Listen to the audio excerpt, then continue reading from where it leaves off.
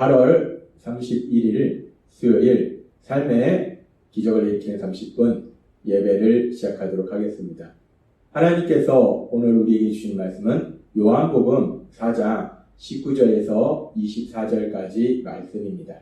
이 말씀 제가 봉독하도록 하겠습니다.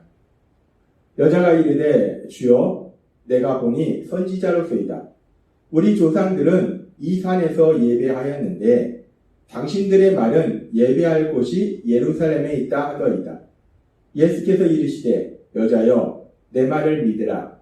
이 산에서도 말고 예루살렘에서도 말고 너희가 아버지께 예배할 때가 이르리라. 너희는 알지 못하는 것을 예배하고 우리는 아는 것을 예배하노니 이는 구원이 유대인에게서 남이니라. 아버지께 참되게 예배하는 자들은 영과 진리로 예배할 때가 오나니 곧 이때라. 아버지께서는 자기에게 이렇게 예배하는 자들을 찾으시느니라. 하나님은 영이시니 예배하는 자가 영과 진리로 예배할지니라. 아멘. 오늘도 이 시간 하나님께서 우리에게 말씀하실 때 하나님의 말씀을 듣기 전에 잠시 기도하는 시간 갖도록 하겠습니다. 하나님 아버지, 오늘도 한없이 연약한 저희를 사랑하셔서 우리 하나님 친히 저희를 만나주시고 저에게 말씀하여 주시니 감사합니다. 하나님 아버지, 오늘도 하나님이 주시는 말씀을 통해서 진리를 알게 하시고 그 진리 안에 거함으로 인해서 하나님이 주시는 참된 기쁨과 평안을 누리며 하나님의 크신 영광을 나타내는 저희 모두가 될 수 있도록 은혜 베풀어 주옵소서. 예수님의 이름으로 감사하며 기도드리옵나이다. 아멘.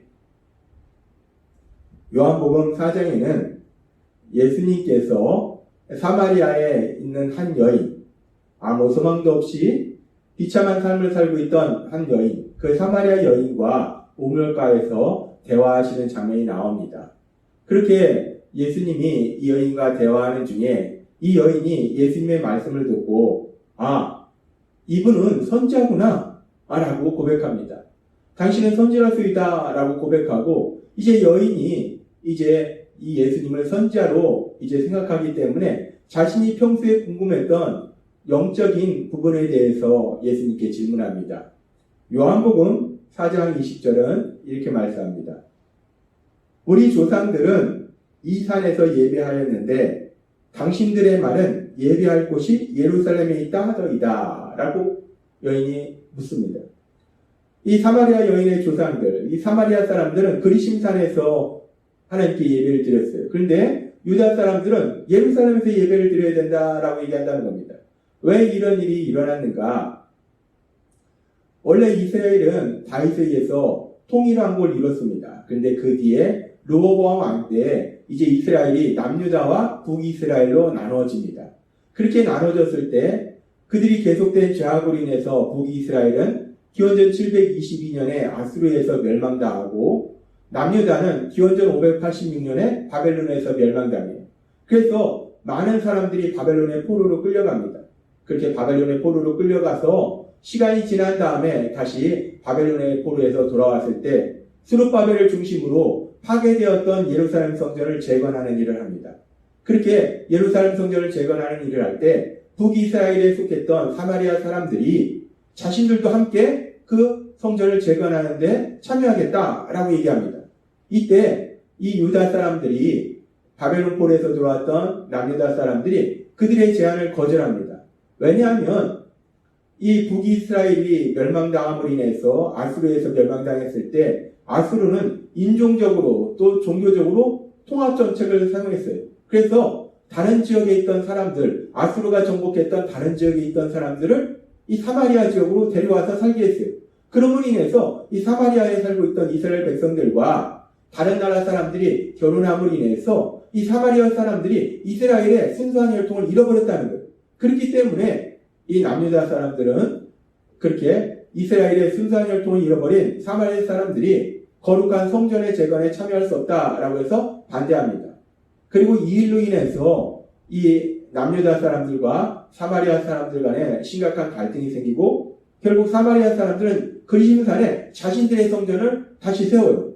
그런데 그 성전은 결국 파괴됐지만 그 이후에 계속해서 사마리아 사람들은 이렇게 그리심산에서 예배를 드리게 됐고, 또 남유다에 속한 사람들은 계속해서 예루살렘에서 예배를 드리게 된 거예요.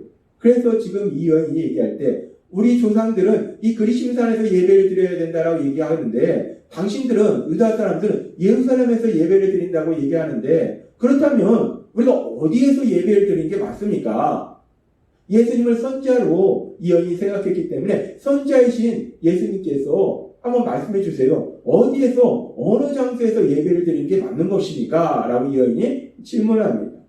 그렇게 이 여인이 도대체 어디에서 예배를 드리는 것이 맞는 것인가? 예배의 장소에 대해서 예수님께 질문했을 때 예수님은 예배의 장소에 대해서 말씀하시지 않고 다른 말씀을 하십니다. 계속해서 요한복음 4장 21절은 이렇게 말씀합니다. 예수께서 이르시되 여자여 내 말을 믿으라. 이 산에서도 말고 예루살렘에서도 말고 너희가 아버지께 예배할 때가 이르리라. 예수님은 이 여인이 도대체 우리가 어느 장소에서 어디에서 예배를 드리는 게 맞습니까? 라고 예배의 장소에 대해서 질문했는데, 예수님께서는 예배의 장소에 대해서 말씀하는 것이 아니라 이 장소든 저 장소든 장소가 중요한 것이 아니다. 중요한 것은 너희가 아버지께 예배할 때가 이르리라 라고 말씀한다. 예수님은 예배의 대상이 누구신가? 우리가 누구한테 예배를 드리는가 하는 부분에 대해서 말씀한다는 겁니다. 이제까지는 사람들이, 사마리아 사람들이나 또 남유다 사람들이나 하나님께 예배를 드렸어요. 근데 예수님은 단순히 하나님께 예배를 드릴 때가 이르리라 라고 말씀하지 않고, 이 말씀은 아버지께 예배할 때가 이르리라 라고 말씀합니다. 놀라운 말씀을 하시는 거예요. 예배의 대상이 단순히 여호와 하나님이 아니라 그 여호와 하나님을 아버지로, 그 여호와 하나님을 아버지라 믿고 아버지라 부르면서 예배하는 때가 이르리라 라고 말씀한다는 거예요. 예배의 장소가 어디가 맞습니까? 라는 여인의 질문에 대해서 하나님신 예수님께서는 예배의 장소가 중요한 것이 아니라 예배 드리는 대상을, 그 하나님을 아버지로 믿으면서 예배 드리는 것이 중요하다라고 말씀한다는 겁니다. 그렇게 예배의 대상이 누구이신지에 대해서 예수님께서 말씀하시고, 그리고 예수님께서는 계속해서 또한 이렇게 말씀하십니다. 요한복음 4장 23절에서 24절 말씀. 아버지께 참되게 예배하는 자들은 영과 진리로 예배할 때가 오나니 곧 이때라. 아버지께서는 자기에게 이렇게 예배하는 자들을 찾으시리라. 하나님은 영이시니 예배하는 자가 영과 진리로 예배할지니라. 아멘. 그렇게 하나님을 아버지라 믿으면서 예배를 드리는데, 예배 드리는 사람이 어떤 모습으로, 어떤 태도로, 어떤 마음으로 하나님께 예배 드려야 되는가? 예수님은 말씀할 때 영과 진리로 예배할지니라 라고 말씀한다는 겁니다. 영과 진리로 예배한다. 영과 진리로 예배한다는 것이 무엇을 의미하는가? 우리가 이 말씀을 조금 더 깊이 살펴보면 영과 진리, 영으로 예배한다 라는 것은 영적인 존재가 되어서 예배한다는 것. 근데 요한복음 3장 5절에서 6절에 보면 이렇게 말씀합니다. 예수께서 대답하시되 진실로 진실로 내게 이르노니 사람이 물과 성령으로 나지 아니하면 하나님의 나라에 들어갈 수 없느니라. 육으로 난 것은 육이요 영으로 난 것은 영이니 라고 말씀합니다. 이 말씀에서 우리가 부모님의 육체를 통해서 난 것은 육체적 존재인데, 영으로 난 것은, 여기서 영으로 났다는 것은 성령님의 거듭나게 하시는 역사하심으로 해서 새롭게 거듭날 존재예요. 영으로 난 것은 영이니라는 말씀은 성령님의 거듭나게 하심으로 새롭게 태어난 존재는 영적인 존재라는 거예요. 그 영적인 존재는 이제 죄사함 받아서 하나님의 자녀로 변화된 거예요. 즉 하나님을 아버지로 부를 수 있는 하나님의 자녀라는 존재가 영적인 존재라는 거예요. 영으로 예배드린다는 것은 그렇게 하나님의 자녀가 되어서 예배를 드리는 거예요. 그리고 진리로 예배를 드린다는 것은 진리는 하나님의 모든 말씀이 진리인데 특별히 여기서 말씀하는 것은 복음의 진리, 그 복음의 진리를 믿는 믿음, 그 믿음 안에서 예배를 드리는 거예요. 결국 우리가 하나님께 예배 드릴 때 중요한 것은 장소가 중요한 것이 아니라 우리가 누구에게 예배 드리는지 예배의 대상이 누군지를 아는 것이 중요하고, 또 하나 우리가 중요한 것은 우리가 예배 드릴 때 우리가 어떤 사람으로, 어떤 태도로, 어떤 마음으로 하나님께 나아가느냐, 이 부분이 중요하다는 거예요. 하나님은 오늘 요한복음 4장의 말씀을 통해서 우리에게 아주 중요한 진리를 말씀해 주시는데, 예수님과 비참한 삶을 살고 있었던, 세상으로부터 소외됐던 사마리아 여인, 이 여인과의 대화를 통해서 아주 중요한 진리, 특별히 예배에 대해서 아주 중요한 진리를 우리에게 말씀해 주셨다는 겁니다. 우리가 하나님께 예배 드릴 때, 그 예배를 드릴 때 중요한 것은 어디에서 예배를 드리느냐, 장소가 중요한 것이 아니라 중요한 것은 우리가 예배 드리는 대상이 누구냐, 단순히 하나님께 예배 드리는 것이 아니라 하나님을 아버지로 믿으면서 하나님을 아버지라 부르면서 예배 드리는 것이 중요하다는 거예요. 그리고 그렇게 하나님을 아버지라 부를 수 있는 것은 우리가 복음의 진리를 믿음으로 인해서 성령님의 역사하심으로 인해서 거듭나서 하나님의 자녀가 되어서 하나님께 예배드릴 때, 하나님 아버지께 예배드리는 것이 하나님이 기뻐하시는 예배다라고 말씀한다는 겁니다. 그렇습니다. 우리가 신앙의 삶 속에서 아주 중요한 것이 예배인데, 이 예배에 있어서 중요한 것은 단순히 장소가 아니라는 거예요. 내가 예배드리는 대상이 누구인가?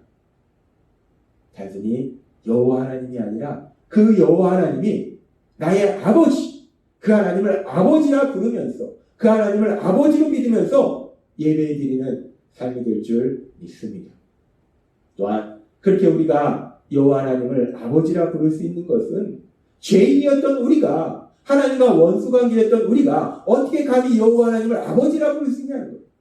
그것은 우리 죄를 대신하여 십자가에 돌아가시고 부활하신 그 예수님, 그 예수님의 십자가 죽으심과 부활하심, 그 부활하심에 대한 복음의 말씀, 그 복음의 말씀을 믿는 믿음을 통해서 우리가 성령님의 역사하심으로 거듭나서 하나님의 자녀가 되었을 때 비로소 우리는 거룩하신 하나님, 이 땅을 창조하신 하나님, 그 하나님을 아버지라 부르면서 예배드리게 될 줄 믿습니다. 오늘 말씀을 듣는 우리는 그렇게 성령님의 역사하심을 인해서 이제 죄인에서 하나님의 사랑을 받는 아들과 딸로 변화되어서 하나님의 자녀가 되어서 하나님을 아버지라 부르면서 예배드릴 수 있는 복을 누리고 있음을 믿습니다.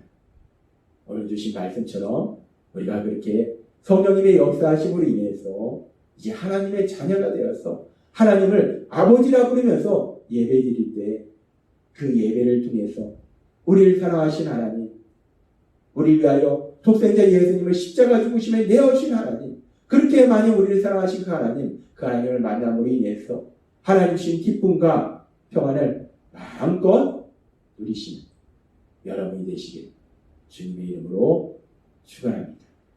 기도하겠습니다. 하나님 아버지 감사합니다. 오늘도 주신 말씀처럼 우리의 신앙의 삶 속에 아주 중요한 예배, 하나님 오늘 그 예배에 대해서 말씀해 주셨습니다. 단순히 장소가 중요한 것이 아니라 내가 예배드리는 대상이 누구이신가, 그리고 우리가 어떤 사람이 되어서 하나님께 예배드려야 되는지 하나님이 말씀해 주신 것처럼 이제 성령님의 역사하심에 의해서 하나님의 사랑받는 자녀가 되어서 하나님을 아버지라 부르는 이 예배 속에서 우리 하나님이 주시는 참된 기쁨과 평안을 마음껏 누리는 저희 모두가 될 수 있도록 은혜 베풀어 주옵소서. 예수님의 이름으로 감사하며 기도드리옵나이다. 아멘.